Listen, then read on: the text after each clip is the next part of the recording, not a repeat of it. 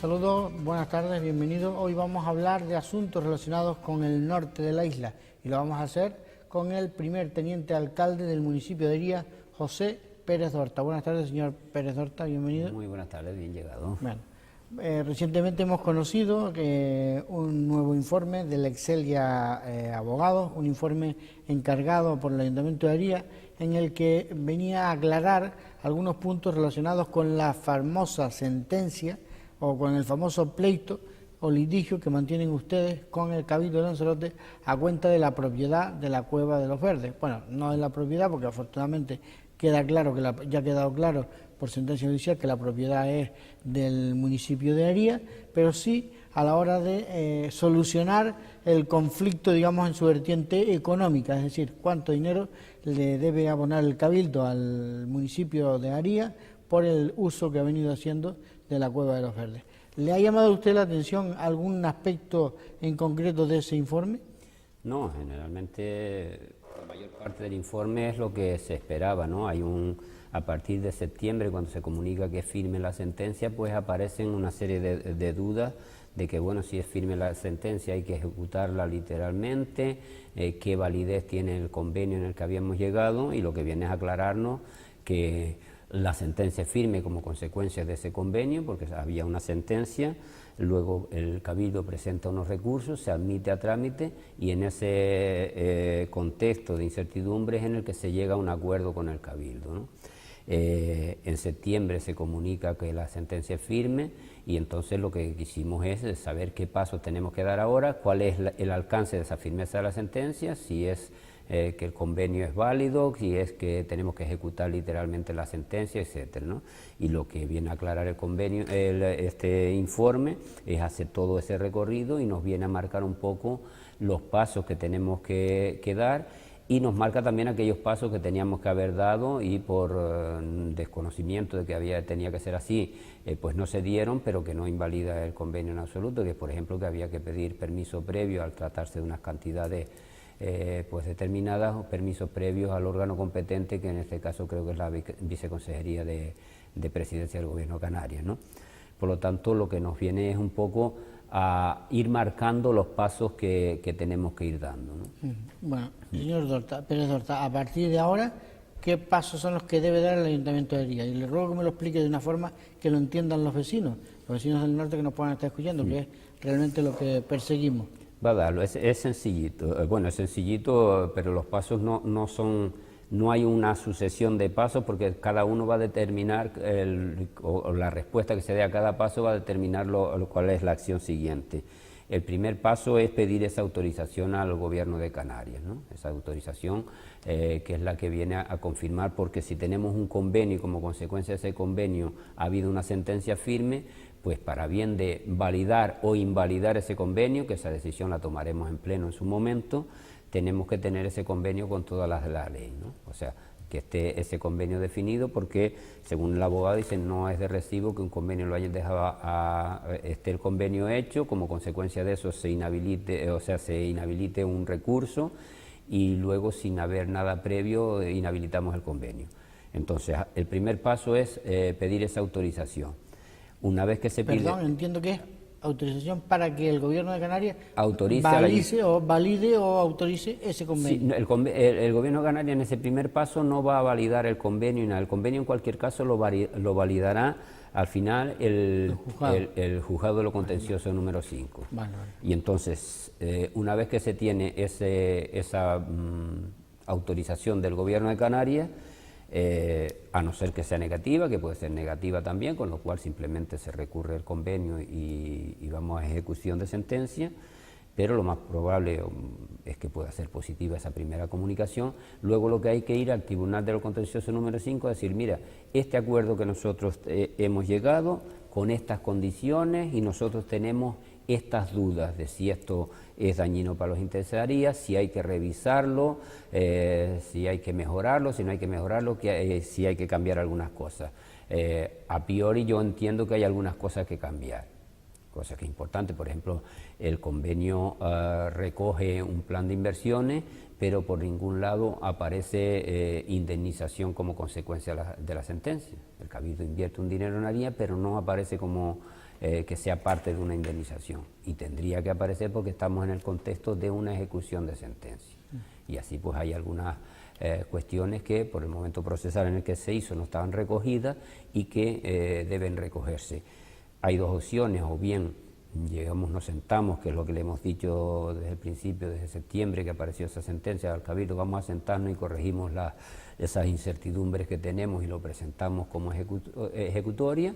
El Cabildo por el momento no ha querido sentarse para corregir, sino que quiere llevarlo tal y como está, y nosotros pues vamos a dar esos pasos. Primero pedimos esa autorización y luego le comunicamos al contencioso número 5, mira, estas son las condiciones del convenio, estas son las dudas que nosotros tenemos, y que él sea el que se manifieste y que nos vaya marcando si hay que revisar o no ese convenio, si hay que inhabilitarlo o si hay que pedir la ejecución definitiva de la sentencia.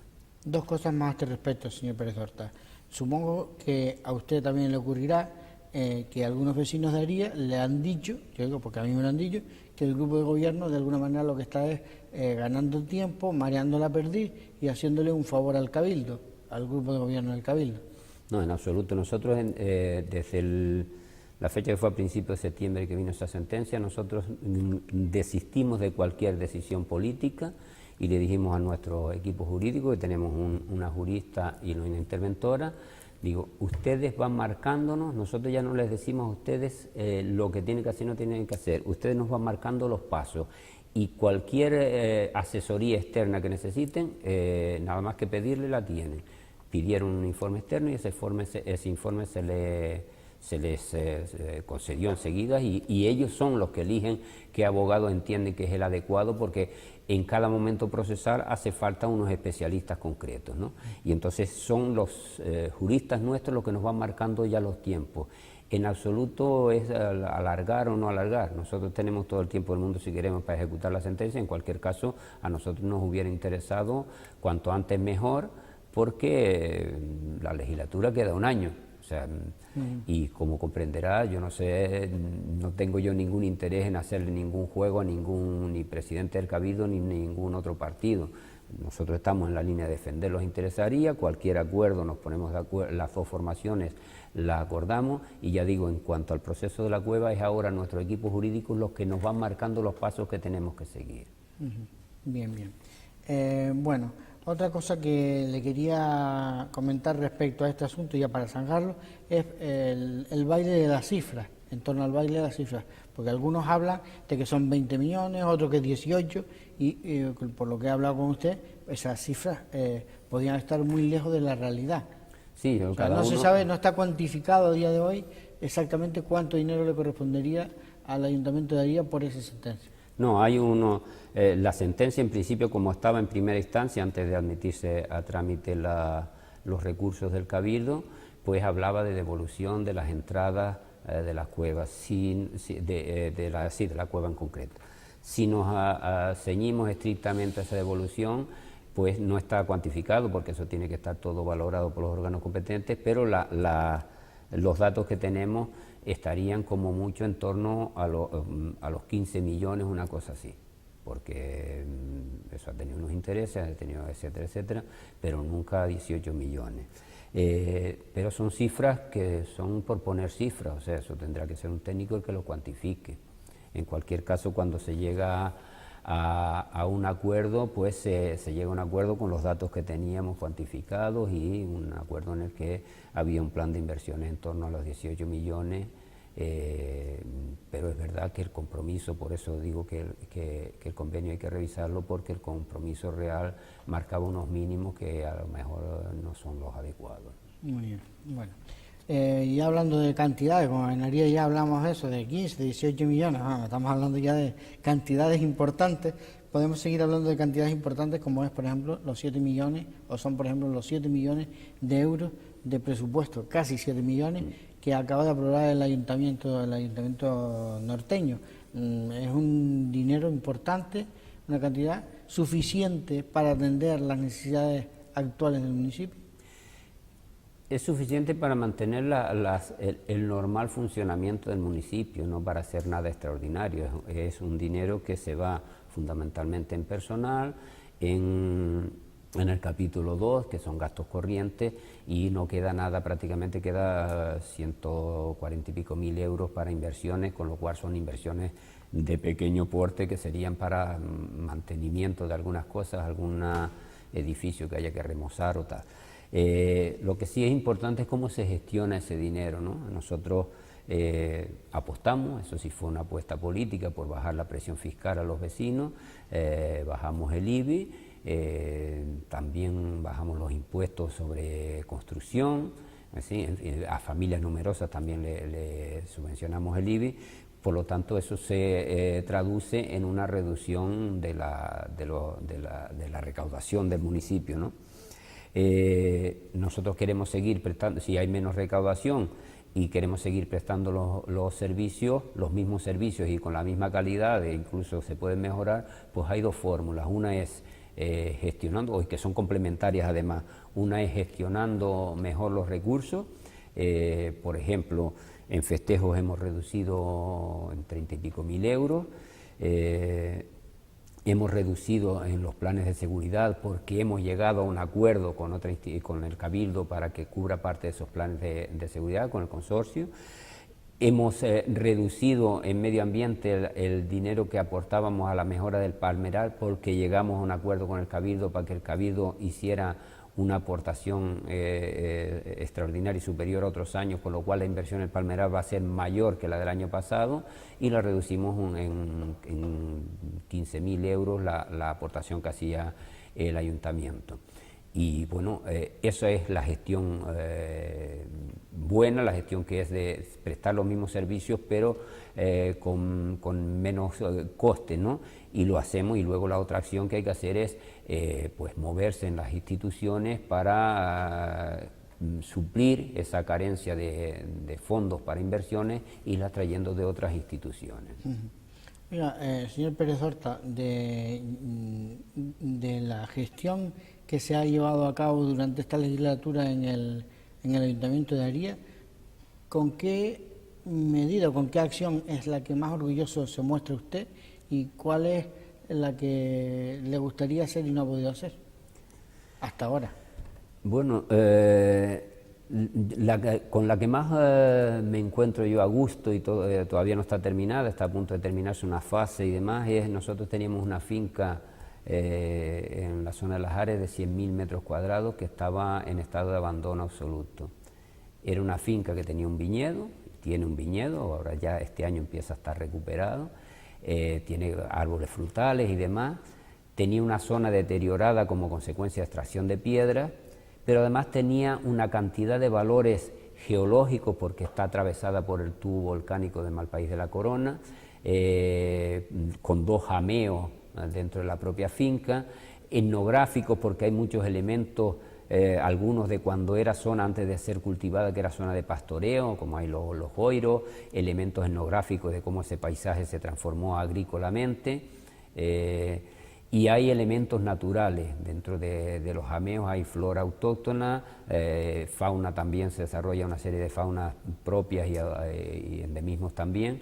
Entonces, todos esos valores, nosotros hemos cogido esa finca y la hemos convertido en una finca agroambiental. Tiene una parte que es agrícola y de experimentación, agrícola, con la viña, con frutales y demás, firmando convenios con Grevislam para la explotación de inserción laboral de personas con dificultades y la explotación de los frutos de la finca, con Sonsama perdón, para hacer las prácticas de los alumnos que estudian vitivinicultura, etcétera, etcétera. También estamos experimentando con una variedad nueva de uva que estamos mandando la analítica y todo eso para que sea declarada, y todo va en buena forma para que sea declarada como una variedad propia, con lo cual tendríamos 2 variedades propias en la isla y una estaría en la zona norte. Toda esa parte agrícola la estamos poniendo en marcha, pero después la otra parte ambiental también estamos tomando iniciativas. Por ejemplo, Hay una porción que es la que está por encima de la carretera, que tiene 30 y pico mil metros cuadrados, que esa vamos a hacer una iniciativa educativa de interés patrimonial. Esa ya la hemos habilitado para que pueda ser visitada por escolares, por personas interesadas, donde ven elementos etnográficos, ven la flora endémica que va a estar clasificada, etcétera, etcétera, ¿no? Taros, paseros tradicionales de fruta, cuartos de apero tradicionales, etcétera, etcétera. O sea, que da una información tremenda, y sobre todo esa finca va a servir para explicar algo que en Lanzarote no se ha explicado nunca, no hemos sabido explicarlo y no lo conocemos siquiera la inmensa mayoría de los lanzaroteños, y es que hay un paisaje de viñas o viñedos en la zona norte de la isla que está cultivado, es un paisaje tan peculiar que está cultivado sobre la colada volcánica.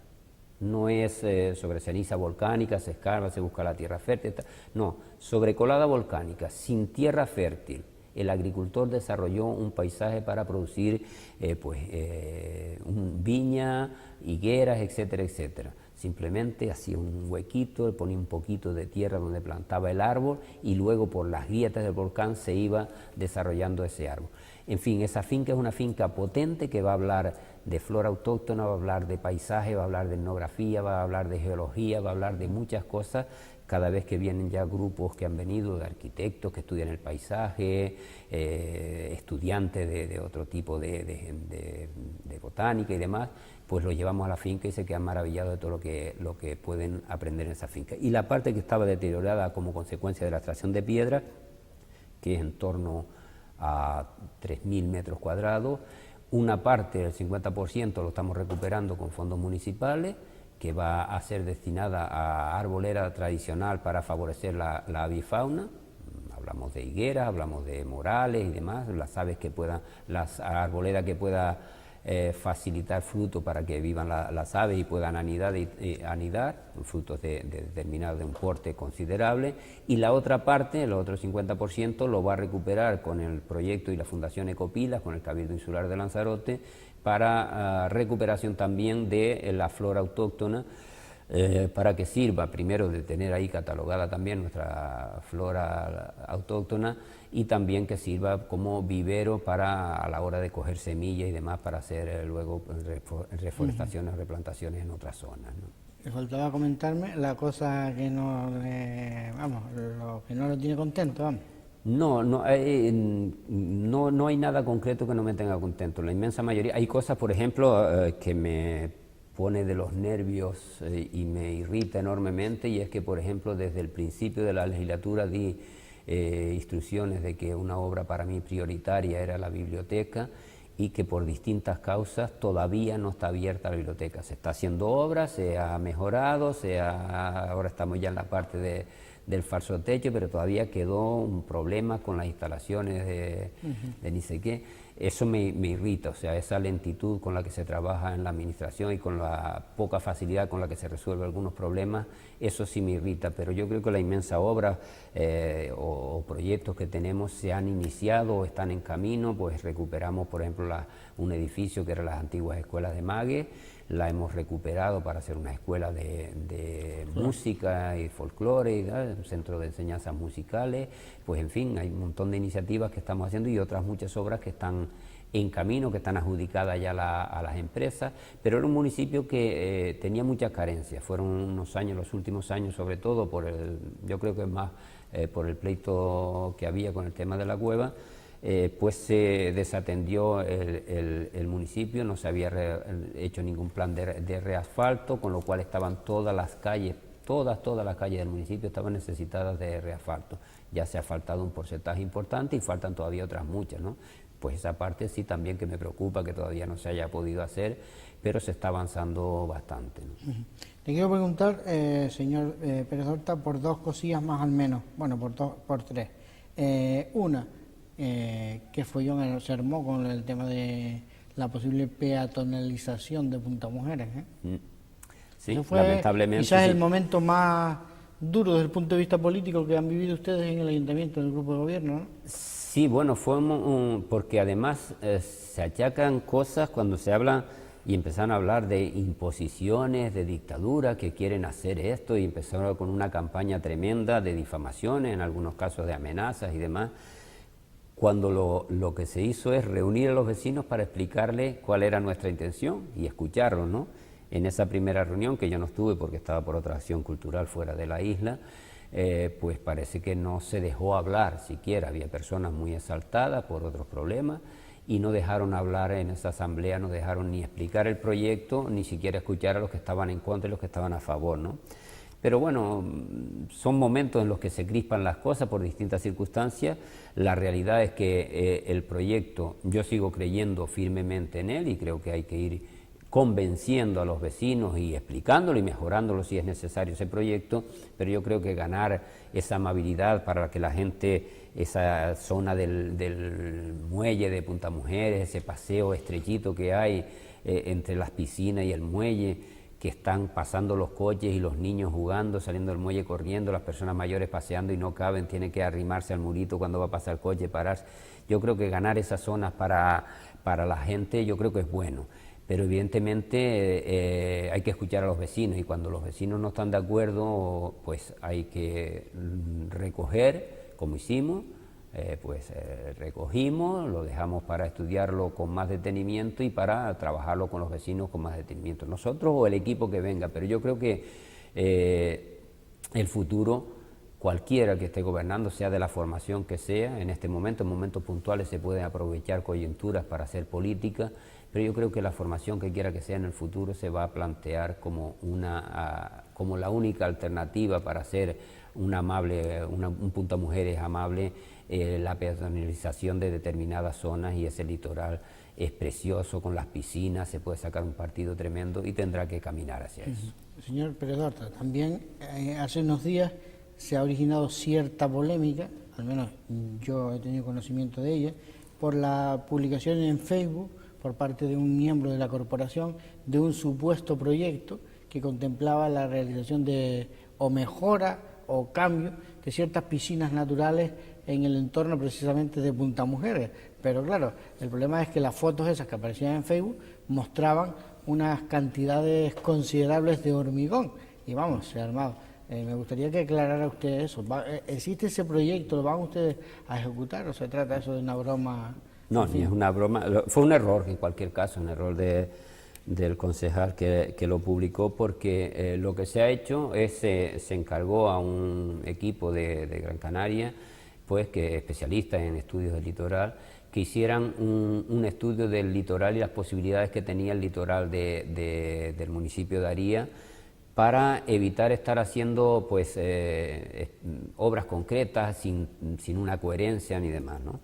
Y el equipo hace una propuesta de distintas iniciativas en cada pago, y por lo pronto es eso, es una propuesta de un equipo que ahora hay que estudiarla con detenimiento, hay que modificar, hay algunas que son absolutamente desproporcionadas para el entorno en el que no queremos nunca cargarnos el entorno ni que pierda Punta Mujeres la idiosincrasia, y hay otras que son perfectamente factibles. Entonces, lo que hay, todavía no hay ni ningún presupuesto ni ninguna decisión tomada para hacer ninguna obra en concreto ni nada, sino hay una propuesta de posibilidades de cosas que se pueden hacer en el litoral, ¿no? Y bueno, eso va a ser un documento que en el futuro, cuando haya tiempo, pues se tiene que reunir, debatir con los vecinos, ir viendo qué cosas son factibles, qué cosas no son factibles, y bueno, que vayamos teniendo en la isla, en el municipio, una idea global de lo que queremos para el municipio es bueno, pero evidentemente está en un punto tan verde, que fue una temeridad haberlo publicado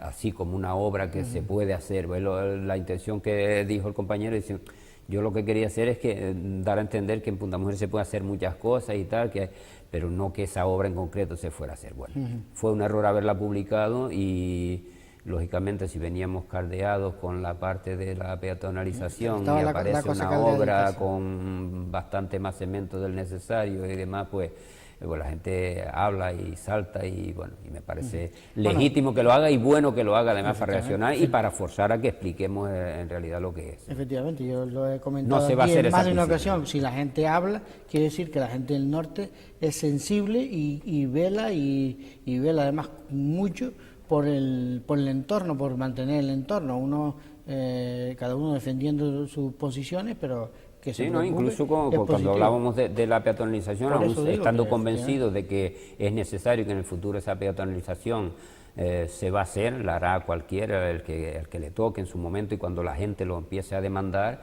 Pero hay mucha gente que está de acuerdo, hay mucha gente que nos ha venido así, pero no den marcha atrás, ¿por qué uno se opongan y tal? No, tampoco hay prisas en hacerlo ahora, vamos a estudiarlo con detenimiento porque uno está representando a los vecinos, no es que te hayan nombrado para que esté de dictador 4 años y luego nombren a otro dictador, ¿no? Nosotros, sobre todo en la política local, debe ser así, de que uno está para gestionar un poco la voluntad de los vecinos y no vencerlos, sino convencerlos. En este caso, pues la convicción llevará más tiempo porque hay que debatirlo y hay que probablemente hacer un proyecto más destacado de no solo peatonalización, sino cómo se puede convertir a esa zona, pero estudiándolo conjuntamente con los vecinos. Por lo tanto, yo creo que corregir es de sabio y nosotros pues hemos corregido para evitar crear crispación. Nos queda muy poco tiempo, pero sí me gustaría que antes de que nos abandone, nos hable o nos comente el proyecto del Mirador de Aría, que es también una asignatura pendiente, porque ya estamos casi al final de la legislatura y eso sigue como está. Sí, bueno, el mirador sí sigue como está, pero el proyecto no. No, yo no estoy hablando del mirador, sí, que es lo que la gente ve, cuando pasa por ahí, se le cae a uno el alma. La verdad que aquello, sí, ¿sabes? hombre, la diferencia de estar en el grupo de gobierno o estar en la institución y estar fuera, probablemente por culpa nuestra, ¿no?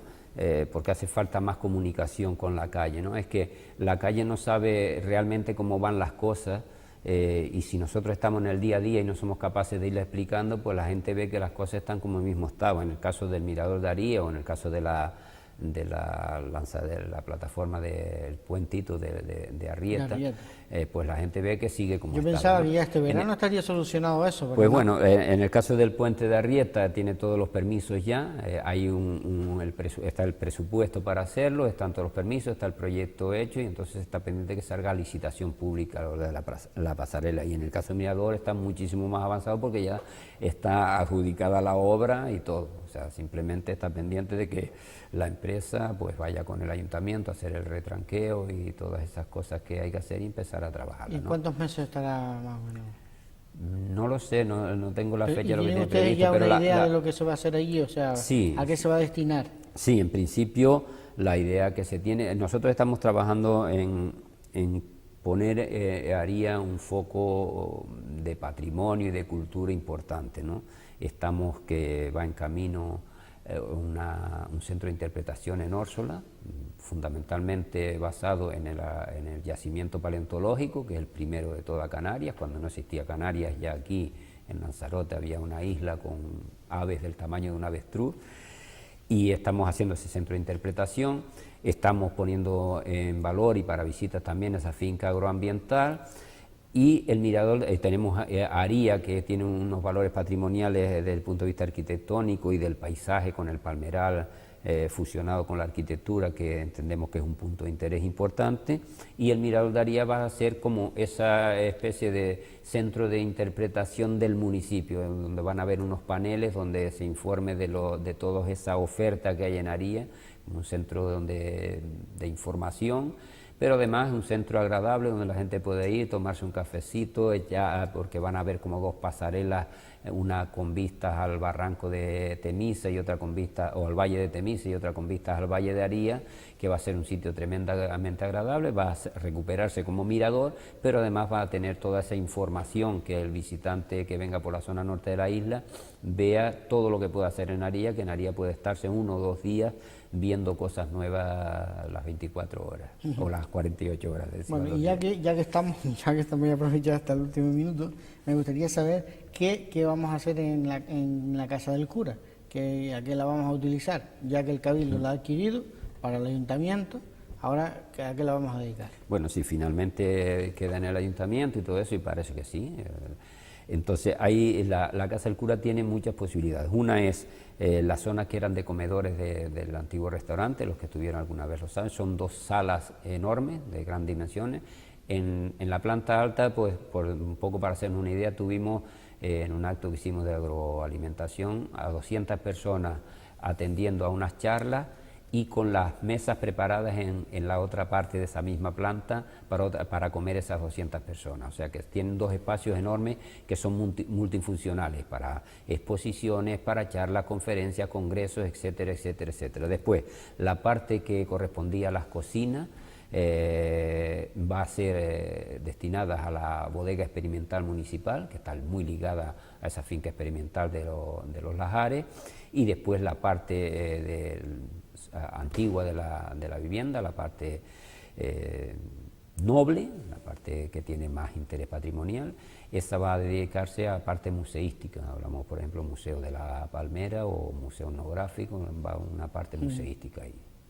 Muy bien.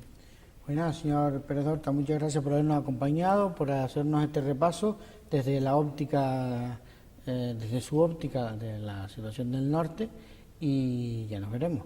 Un placer, como siempre. Buenas tardes. A ustedes, amigas y amigos, también muchísimas gracias por haber estado ahí un día más, y ya saben que mañana a la misma hora les esperamos aquí, a todos y a todas. Sean felices y hasta entonces.